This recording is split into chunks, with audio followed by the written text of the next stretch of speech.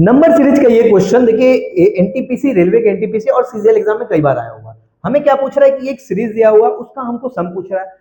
इस सीरीज को अगर आप ध्यान से देखो तो ये एक ज्योमेट्रिक प्रोग्रेशन में सीरीज है। अब ज्योमेट्रिक प्रोग्रेशन क्या होता है? देखिए कोई सीरीज अगर इस फॉर्म में, कोई A R square, A R cube dot dot अगर इस फॉर्म में है तो ऐसे सीरीज को कहा जाता है ज्योमेट्रिक प्रोग्रेशन।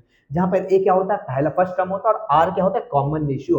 मतलब नेक्स्ट टर्म को हम क्या कर रहे हैं, पहला टर्म ए है, नेक्स्ट टर्म को आर से मल्टीप्लाई करते जा रहे हैं। देखिए ए आर था, फिर आर से किया आर स्क्वायर है, फिर आर से मल्टीप्लाई किया आर क्यूब हो गया। तो यहाँ पे आर क्या होगा, कॉमन रेशियो होगा, और ए क्या होगा, ए होगा फर्स्ट टर्म हो जाएगा। तो अगर कोई सीरीज अगर ज्योमेट्रिक प्रोग्रेशन हो तो उसका सम का फॉर्मूला क्या होता है?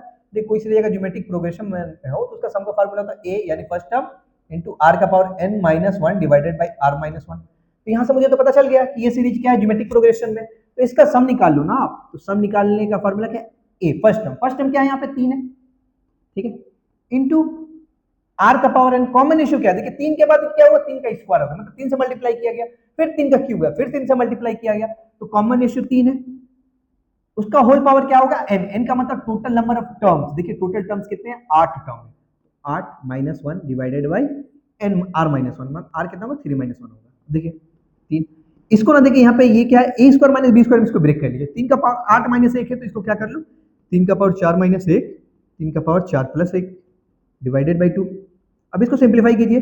3, देखिए 3 का पावर 4 होता है 81 होता है, 81 में से एक घटाओगे तो कितना आएगा, 80, और 81 में एक जोड़ोगे तो कितना आएगा, 82, ठीक है, डिवाइडेड बाई 2।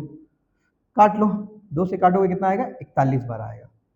कितना होगा, 80, 41 को 3 से मल्टीप्लाई करो, 3 एकम 3, 3 चौके 12।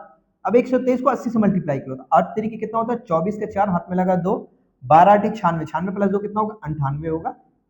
यानी जो हमारा सम होगा वो कितना हो जाएगा, 9840। ऑप्शन नंबर ए इसका आंसर हो जाएगा।